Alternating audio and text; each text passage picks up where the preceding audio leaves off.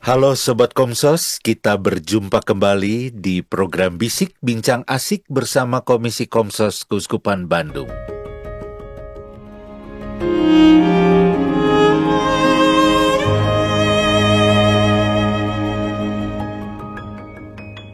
Sobat Komsos, tidak seperti biasanya kami tayang bukan di hari Senin seperti hari Bisik biasanya.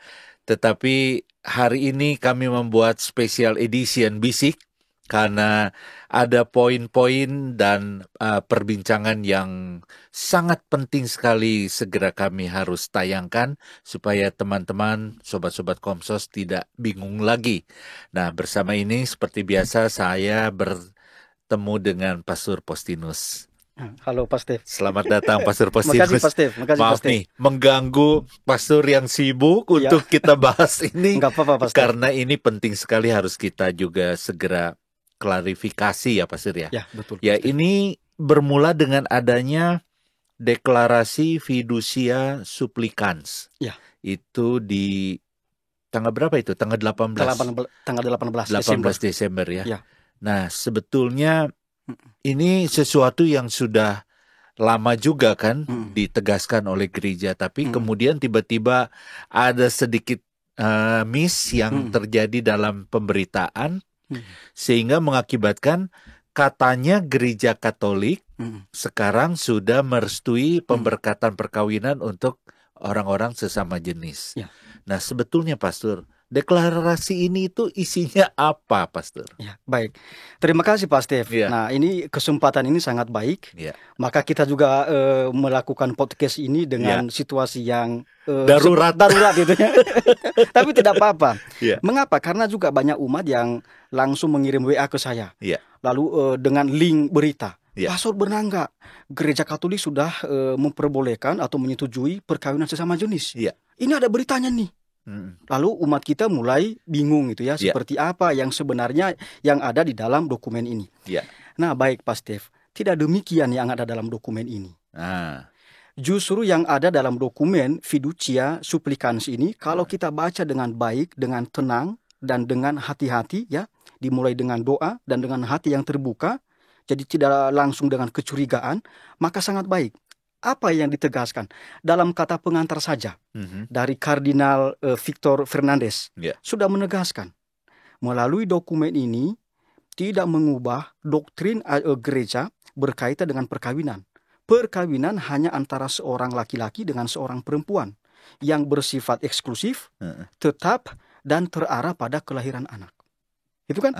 Jadi ditegaskan dan pernyataan ini diulang-ulang di dalam nomor-nomor yang ada di dalam fiducia supplicans ini. Kan ada 45 nomor. Itu ya. Jadi itu yang pertama yang ditegaskan di dalam dokumen ini. Jadi terbalik dengan media tadi kan? Betul, pemberitaan dari media itu. Terbalik. Lalu yang kedua ditegaskan ulang apa yang sudah pernah dikeluarkan di dalam dokumen gereja juga ya 2021 yang lalu itu ya, ketika dikasteri untuk ajaran iman itu menjawab berbagai dubia itu ya atau pertanyaan dari beberapa orang, lalu mengatakan jangan juga yang hal-hal yang bukan perkawinan diakui sebagai perkawinan, tidak boleh. Dan yang ketiga ini yang sangat penting, gereja tidak punya kuasa untuk menyetujui atau memberkati perkawinan sesama jenis. Tidak punya kuasa. Tidak punya kuasa. Dan ditegaskan lagi di dalam dokumen ini. Ya. Nanti kalau dibaca silahkan aja dibaca.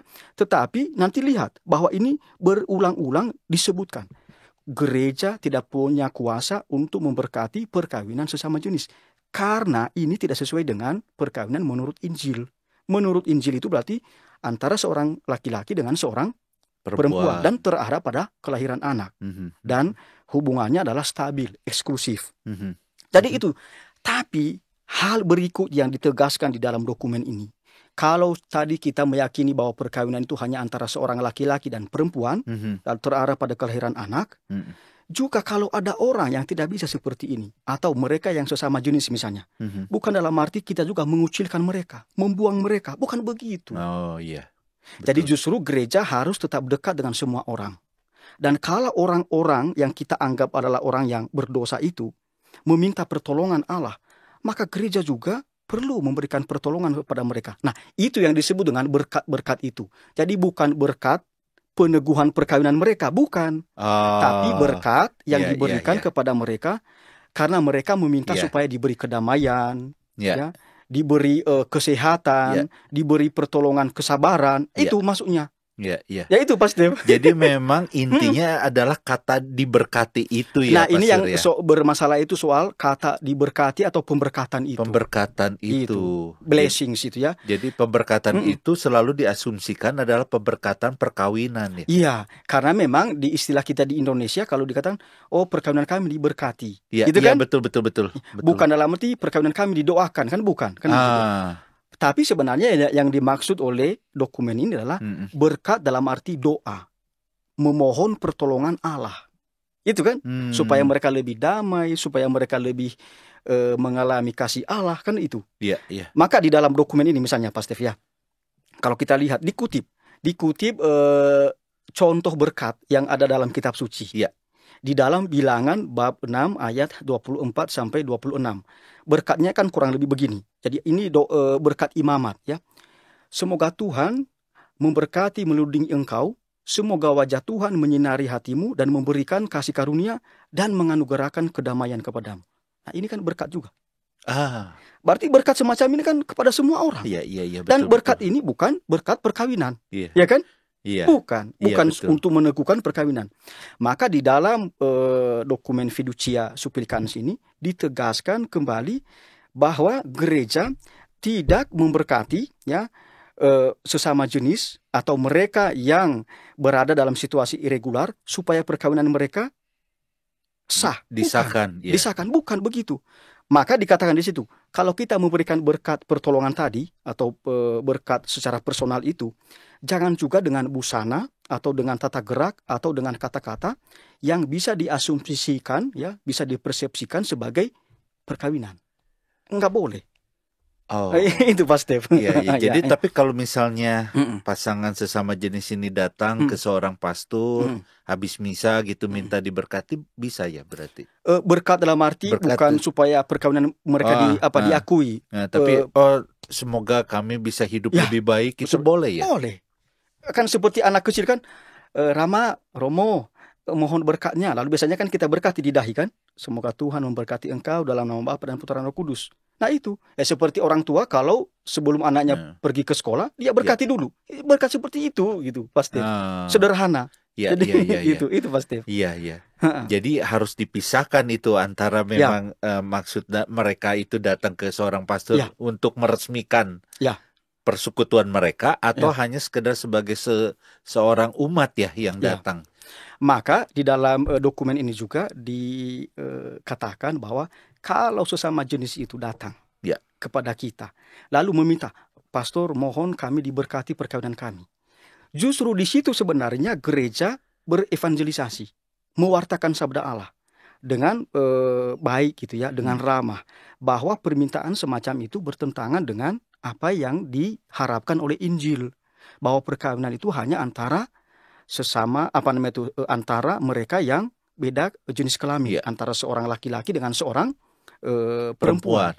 Kalau sesama jenis itu tidak sesuai dengan kitab suci kan misalnya kan begitu. Di situ kita berevangelisasi kepada mereka. Kalau pendekatan kita ramah, lalu mereka merasa dihargai, merasa diapresiasi. Nah, itu justru berkat bagi mereka, juga berkat bagi kita. Mengapa? Karena kita sebagai pelayan gereja dan gereja itu ya mewujudkan wajah Allah yang penuh belas kasih. Kan gitu Pak Steve.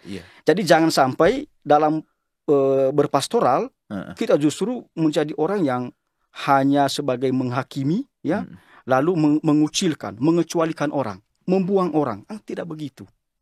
Nah itu Pak Steve. Lalu Pak Steve, ini kan menarik judulnya itu. Judulnya kan ini, deklarasi Fiducia Supplicans tentang makna pastoral dari pemberkatan. Makna pastoral pemberkatan, bukan makna doktrinal. Itu bedanya apa? Beda. Kalau doktrinal berarti ini ajaran yang tetap. Itu doktrin itu ya. Sedangkan kalau makna pastoral berarti makna-makna yang spontan, yang sederhana dalam hubungan kita secara sehari-hari. Itu ya. Itu kan apa? Memberkati anak itu kan nggak ditulis dalam di dokumen manapun gitu kan? Itu kan? Kalau kalau suami memberkati istrinya atau istri memberkati suaminya, enggak ada dalam dokumen. Itu kan spontan. Itu kan? Kalau seorang anak lari-lari minta berkat dari pastor, itu kan tidak perlu ada dokumennya. Mana dokumennya? Kan nggak perlu. Nah, itu yang disebut dengan pastoral. Pastoral itu ya. Ketika kita berjumpa dengan berbagai orang, lalu bagaimana supaya kita bisa melayani mereka, kita dekat dengan mereka. Itu Pak Stef. Nah, sekarang ada juga memang orang yang masih bimbang ini. Cara menghadapi teman-teman yang penyuka sesama jenis ini. Ya, kita itu sebagai seorang umat Katolik itu tahu dia itu ada pasangan yang begitu. Lalu sikap kita sebaiknya bagaimana? Menjauhi.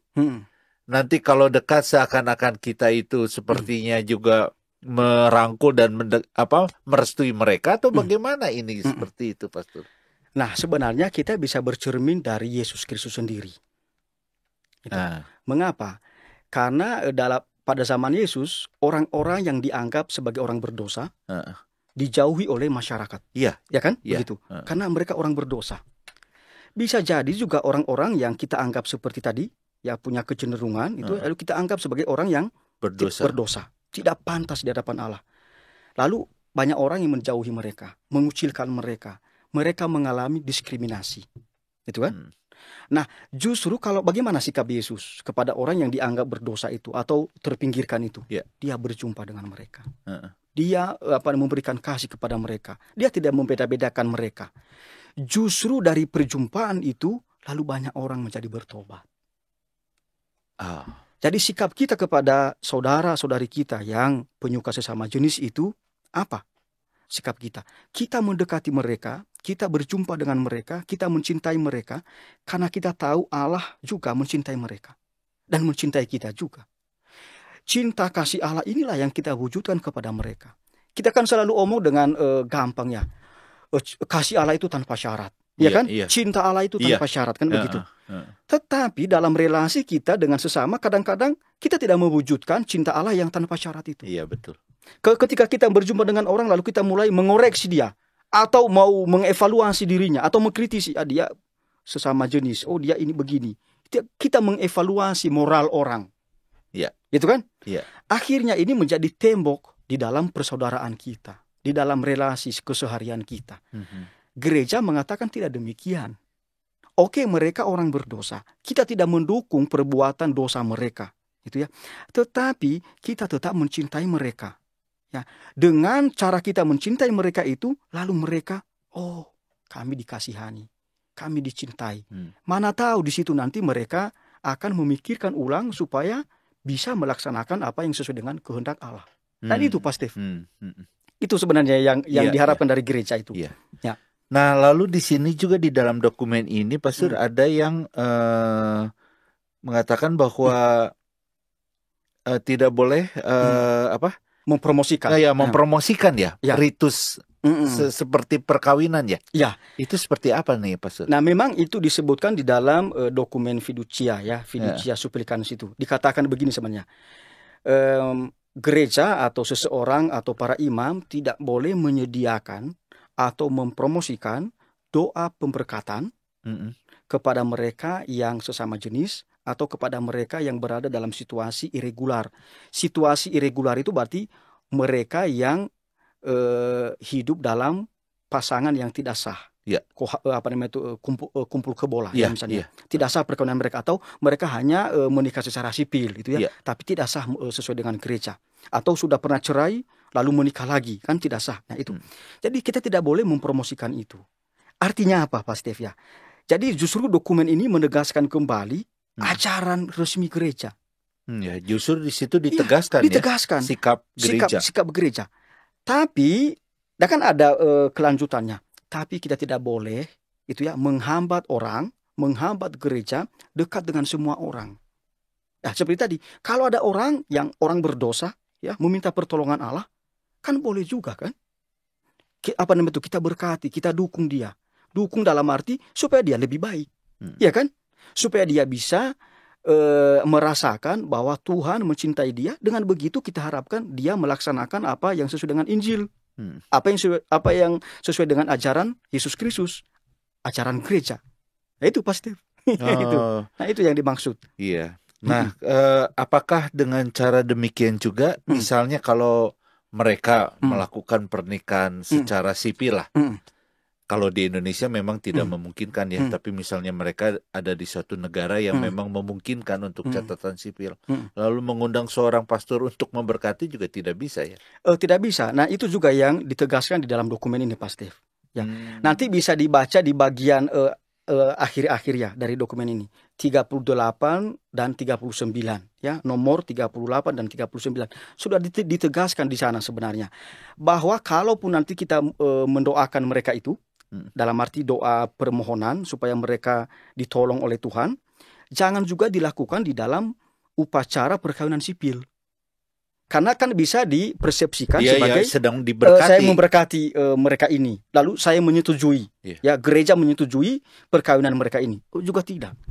Jangankan itu, tapi busana saja, busana, tata gerak itu ya, kata-kata tidak boleh dipersepsikan sebagai perkawinan. Itu pasti ditegaskan dalam dokumen ini. Itu ya. Iya. Pokoknya segala sesuatu yang sepertinya membuat orang punya asumsi bahwa ini adalah sebuah perkawinan itu tidak harus dihindari. Harus dihindari. Dan nanti kalau ada juga sesama jenis yang minta seperti itu, perlu diberitahu kepada mereka ajaran gereja Katolik ini. Sekali lagi teman-teman kita atau umat itu ya, kita tidak boleh itu membenci mereka. Kita tidak boleh mengucilkan mereka, tapi mencintai mereka. Itu pasti. Itu poinnya sebenarnya yang diminta di dalam dokumen ini juga. Itu pasti. Nah, ada apa lagi Pak Sur yang kira-kira harus digarisbawahi untuk poin-poin ini? Nah, pertama sebelum saya singgung kembali isi ini, nah saya usul begini kepada umat kita. Kalau ada dokumen gereja yang dikeluarkan oleh Tata Suci Vatikan, maka jangan hanya kita membaca berita. Tapi baik kalau kita membaca teks utuh dari dokumen itu, sehingga kita memiliki pemahaman dan pengetahuan yang komprehensif, yang sempurna, yang utuh.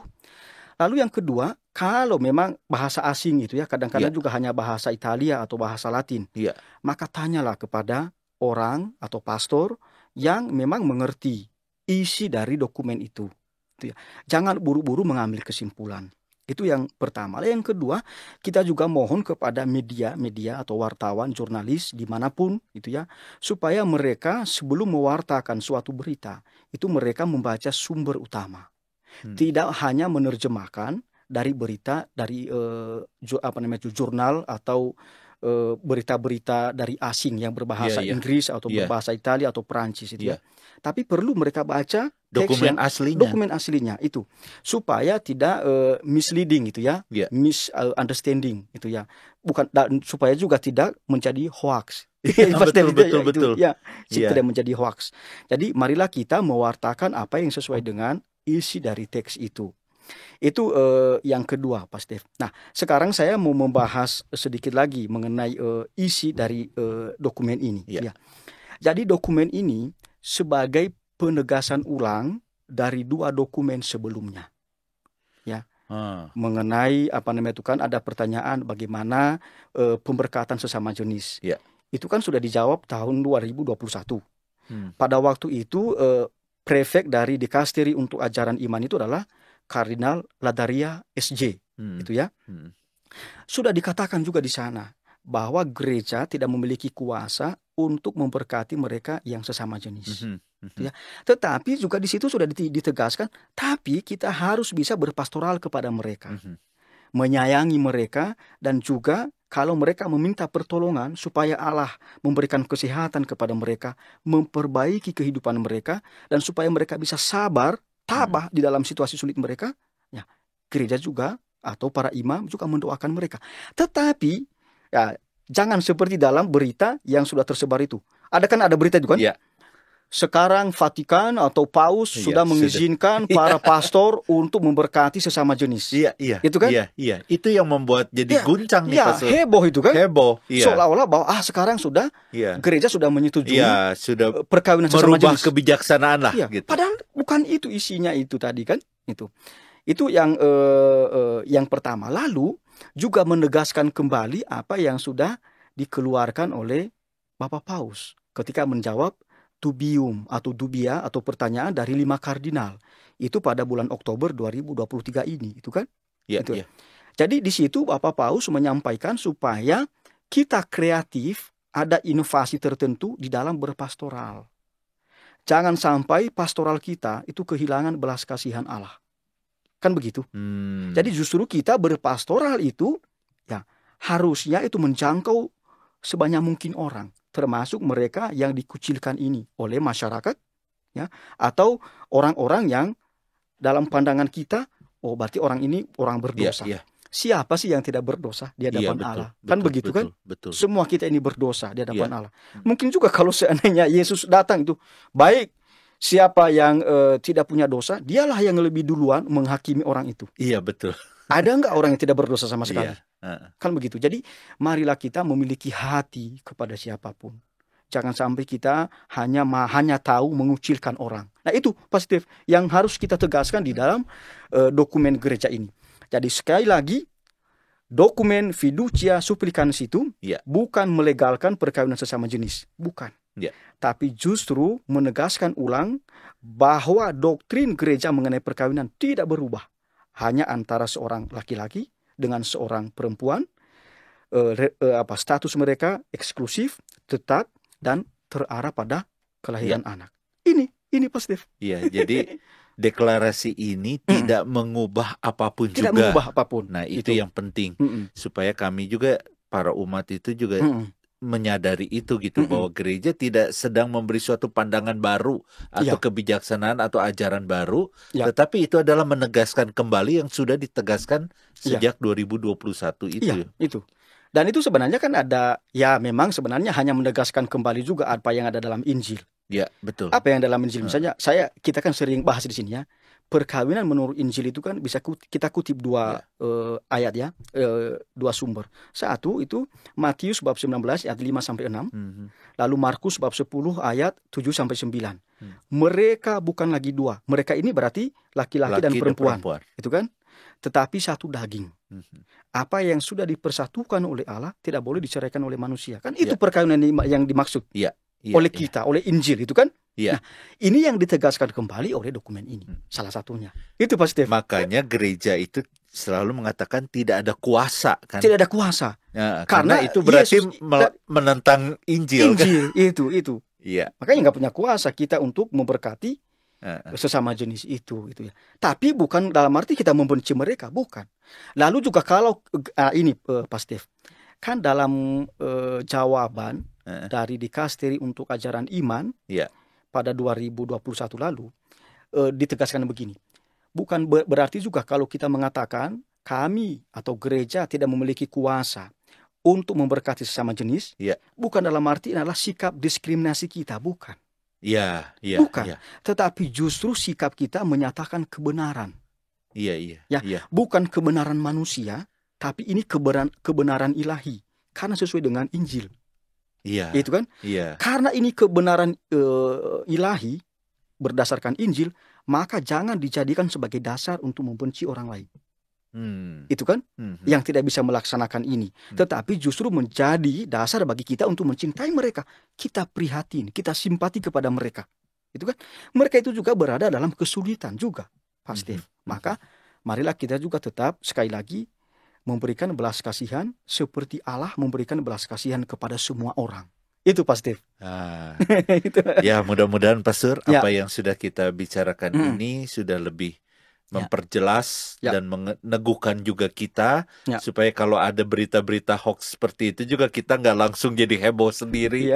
Banyak yang bingung, banyak yang aduh ini bagaimana ya, kenapa jadi begini dan begitu, sambil juga tidak tahu sebetulnya apa yang benar itu, Pastor. Nah, makanya juga Pak Steve, kalau ada yang seperti begini, apa yang saya lakukan secara pribadi misalnya. Ini panggilan saya yang saya hayati.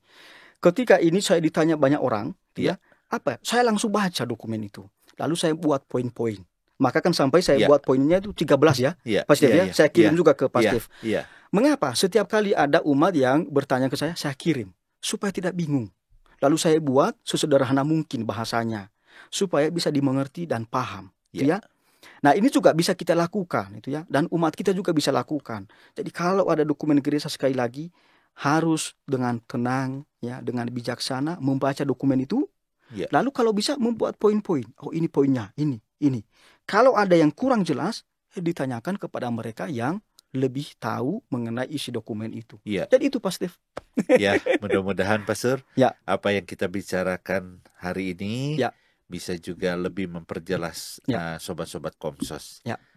Mungkin ada pesan terakhir? Nah, kalau pesan terakhir, saya mungkin baik kalau saya baca satu nomor ya, Pak Steve ya. Karena ini menarik satu nomor itu. Yang tadi kita sudah bahas sebenarnya, tapi baik kalau kita ingat kembali ya. Nomor 39. Oh ya.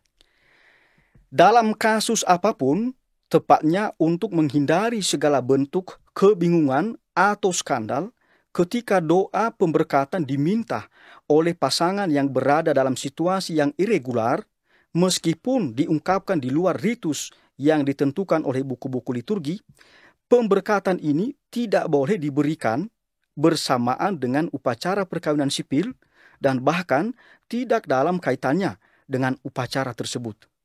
Pemberkatan ini juga tidak boleh dilakukan dengan busana, pakaian, gerak tubuh, atau kata-kata yang sesuai dengan perkawinan. Hal yang sama berlaku ketika pemberkatan diminta oleh pasangan sesama jenis. Jadi kan sudah jelas di sini kan? Jadi sekali lagi, berkat yang kita berikan kepada mereka ini bukan untuk menyetujui perkawinan mereka, tetapi justru supaya mereka merasa ditolong oleh Allah, ya, dan memperoleh kedamaian dari Allah, memperoleh kesehatan dari Allah. Jadi itu Pak Steve. Iya. Terima kasih Pastor Postinus. Demikianlah Sobat Komsos perbincangan di Bisik kali ini. Kita akan berjumpa kembali dalam Bisik berikutnya. Salam. Terima kasih. Makasih Pak Steve. Terima kasih. Terima kasih Pak Steve.